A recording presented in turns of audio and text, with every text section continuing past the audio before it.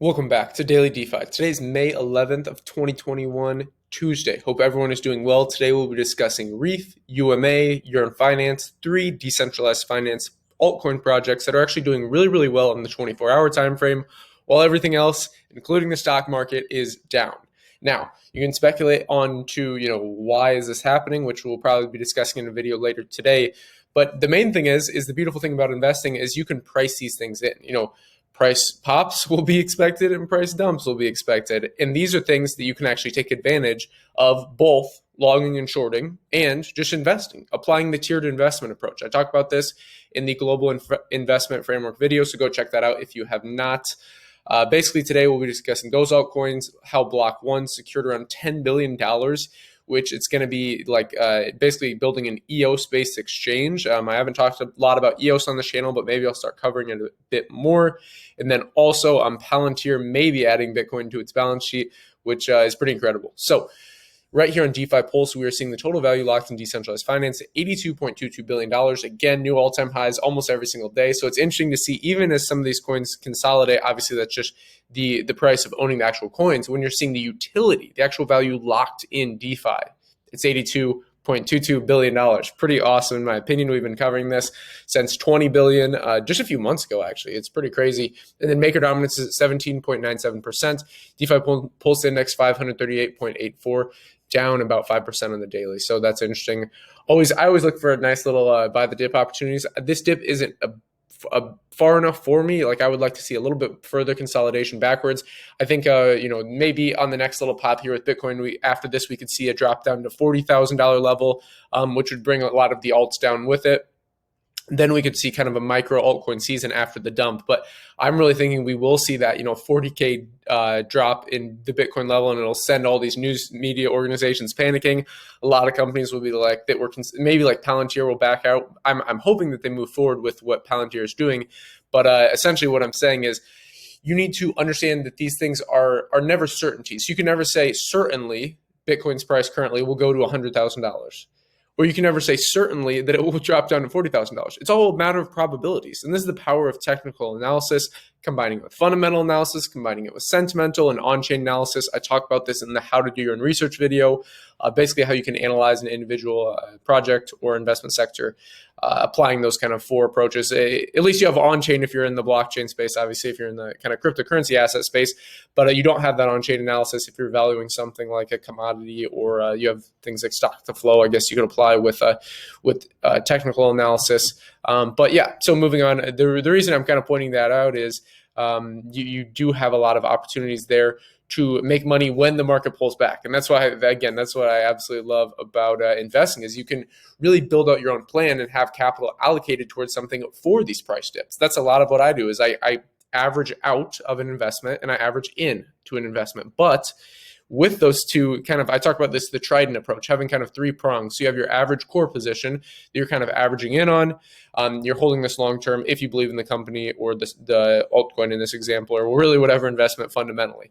Then you have the kind of second prong in the Trident approach, and this middle prong right here is that's basically having kind of a short-term swing trading portfolio, or a short-term trading portfolio, whatever you're interested in, even if it's just looking to buy spots and not even buy leverage on an individual asset, and maybe have like a year to 6 month time horizon. And then the kind of this prong here in the Trident approach is having stable coins, or just kind of capital allocated on the sidelines for this individual investment. Now, this can't be for, it's also for real estate, and it's also for the stock market, and it's also for, my car collection or my watch collection. No. You have this allocated. When I say you have something allocated, this means that it's kind of stuck in there for a little bit. It has a purpose, and the purpose is to be able to average in. So build on that kind of core position. So you have your core averaging position. You have your second position, which is kind of like the short-term swing trading portfolio, which ideally you're at least pulling a little bit of profits from and adding to the averaging in position. And then you have stable coins, or some sort of basically like lowest possible volatility store of value. So whether it's gold, whatever you kind of choose, not saying you have to use US dollars, not even saying you have to use euros or yen. Pick whatever you like best. If it's Bitcoin, hey, it's Bitcoin. I would say that's a pretty volatile way of storing value, but volatility it's a double-edged sword, right? Like, it can be a great store of value because it can be increasing over time. But again, ideally you have something that's a bit more stable stable. So I would say some commodities are interesting like that. For example, gold. I think gold is if it falls any lower from where it's at now, it won't be much. I think gold is definitely primed for a big rally, but that's not for Daily DeFi. That's for another show. So NFT 24-hour volume. Sorry about that little rant, by the way. Just had to kind of explain that. That's why I do timestamps as well. So NFT 24-hour volume is 1.5 million. Let's see, CryptoPunks taking the lead again. Wow, by a landslide. So $1,266,000 compared to $6,000. Wow, that is insane. So go watch the video I made on the history of CryptoPunks. I kind of explained the thesis behind this, why it's so powerful, and why it's kind of interesting to watch the story. But if we move on to the first article here, Palantir says it may add Bitcoin to the balance sheet. So Palantir is considering adding Bitcoin to its balance sheet, according to the reports published today. This is basically a software company. I've been following Palantir for a while. Maybe I can do like a stock analysis video on this. But since right now I'm very interested in the blockchain space and different commodity investments, I'm not covering as much of like real estate and the stock market because especially in America, I think these things are incredibly overvalued. Yes, they could go up more in value, but you have to take into account inflation. You have to take into account kind of all these different macro topics. Like yield curve control. Go watch the video I made on that, by the way. Yield curve control, Treasury and the Fed, kind of breaking down inflation versus deflation.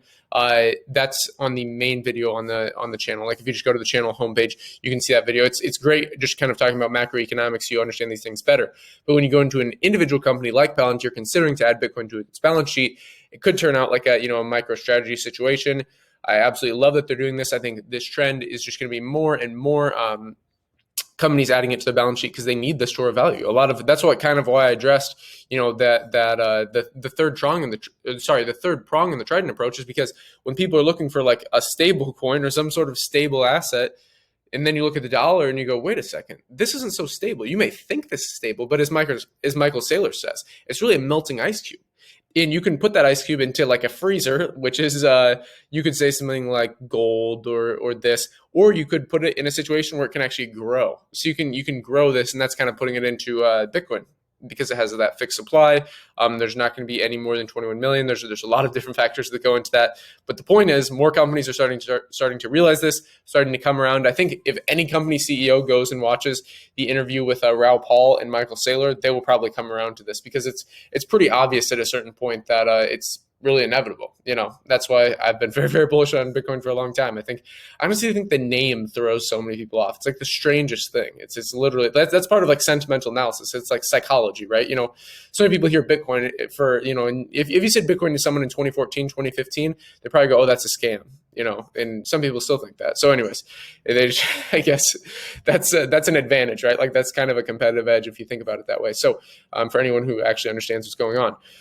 Okay, let's see. Blockchain software firm Block.one has announced plans to launch a cryptocurrency exchange subsidiary. So this is what I was talking about, this EO blockchain exchange. I have not talked a lot about EOS. I know they raised a lot of money. Not the biggest fan, to be quite honest. I know Brock Pierce was involved, and this guy's running for president. Go subscribe to Brock Pierce on YouTube. It's interesting to watch some of his stuff. I mean, he's a smart guy. He was in that movie, The Mighty Ducks. Nothing against him, but I just think there's kind of a little bit of strange kind of element to what he invests in, and yeah, just a little bit funny. Let me know your opinion of Brock Pierce and EOS down below. Maybe I'll do like some sort of investigation work on Brock Pierce because there is some things that are a bit strange with what he's doing. I will not lie. Go watch the original videos pitching EOS and then kind of what happened to EOS. It kind of turned into a little bit of a zombie chain. Now, some people may completely disagree. That's why I would love your feedback. But I'm moving on here to the top altcoins. You see Yearn Finance, YFI up about 28% on the daily. We're also going to be talking about Reef and UMA doing pretty well. Reef is also doing very, very well. So Yearn Finance, let's see. So YFI right here, right around $70,000, up about 28% on the daily. Circulating supply to max is 100% out, even though they increased some of the max supply later on in the project. So some people disagreed with this, some people agreed with it. But it's nice because fully diluted and the current market cap are literally the exact same. the overall chart for YFI is obviously incredible. It's done very, very nice gains. I'll just say that. And just keep in mind, you can always own a fraction of one of these things. You don't have to buy it. That's what so many people miss about like Bitcoin. Like, you don't have to buy a full Bitcoin. You can buy Satoshis. That's the whole point. And with YFI, you don't have to buy a whole entire YFI. Don't think about it like that. That's black and white thinking that's hurting people. That's why I talk about averaging in. Just buy Satoshis every day if you're interested in holding Bitcoin long term. If you think it'll be a valuable asset, which I personally do, over the long term, like in 2030 when you're watching this back, or 2031, you'll want to kind of understand these things right today. So moving on to UMA. Let's see, right on $28, 13% up on the daily. Market cap of $1.6 billion. Fully diluted is about double that, a little less than double that. So circulating max supply, yep, 59%, that makes sense. So about 40% more. Let's see. Okay.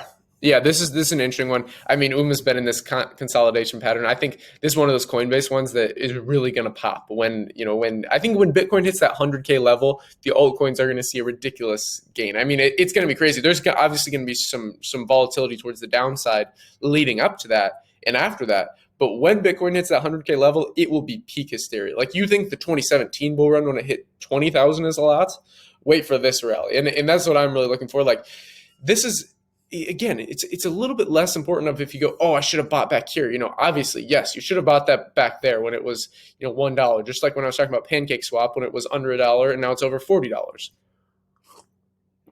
In many other investment classes that I've been following, some of them I haven't necessarily talked about on the channel, but I basically am in the global investment sectors pretty much every single day, looking at different opportunities, researching the markets, and so when you look at something like this, it's less important of its valuation today. It's really the most important thing. Yes, valuation is important, obviously, but you have to look at your entry and your exit position, okay? Your entry and your exit, that is what is vital. And if you were FOMOing in right here when it went from $11, popped ridiculously up to almost $40 up there, and you don't think this is a good opportunity, well, look at the pattern it's in. It's in a symmetrical triangle, moving towards this side, price is consolidating. That's due for a pop. I mean, yes, we can hit a position down here. So I have, just look at Fibonacci levels. I talk about this in the free technical analysis course called Global Technical Analysis. But look at the retracements here, okay? So if you do like swing high to swing low, for example, you can see nice retracement levels. If you do a Fibonacci extension from like here to here, you can see the other levels you want to buy in at. So like we have a pretty clear floor here around the, what level is this? Sorry. Around, yeah, like the 12, I would say like $10 to $12 level, right around $8 as well, like over here. And you could set a conditional order up down here, but I think long term, if you're just looking at maybe doing a 2x long or maybe even a 3x long, if you set your stop loss up properly, this could be a great one. Like it's in a perfect pattern in my opinion. I think UMA, as far as market cap goes, this project could probably go around $7 billion to $8 billion if you just look at the Fibonacci extensions. I had it up on TradingView earlier, just UMA USDT, and if you just look at the extensions, it's a pretty great position to enter in. So Reef, ticker symbol REF. So that's around 4 cents. Covering this for a long time. Reef has done ridiculous gains since we started covering it. It's pretty awesome. Obviously, that they listed on here. So what has it done? It's done some ridiculous number of gains since I first started talking about it on the channel. It was in one of the earliest episodes of Daily Defi. Let's see, all-time high, all-time low. So 5 cents to, it's done a nice gain there. So, there's so much more upside for Reef. This is an easily multi-billion-dollar project. We've done so many videos on this. Just go watch those. If you're confused really at all, it basically explains everything about Reef. I'd be happy to do an updated video. That's pretty much it for today's Daily DeFi. If you enjoyed it, like, subscribe, button all, invest global. Also, testing out the new mic right here, the Yeti Blue. Let me know if it's good because I will be taking a mic with me for travel. I'm heading to Georgia, Armenia, and Ukraine next.